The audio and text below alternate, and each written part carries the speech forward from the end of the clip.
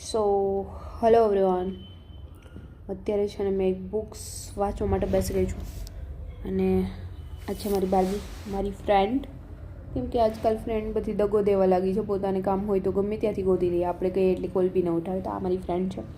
અત્યારે મેં જે બુક વાંચવા બેસી ગઈ છું ને એ છે, જોઈ લો, તમે જોઈ લો. વચાઈ જાય તો મને કહેજો કે આમાં શું લખ્યું છે. સો ફાઇનલી અત્યારે આ બુક વાંચવાની છું હું.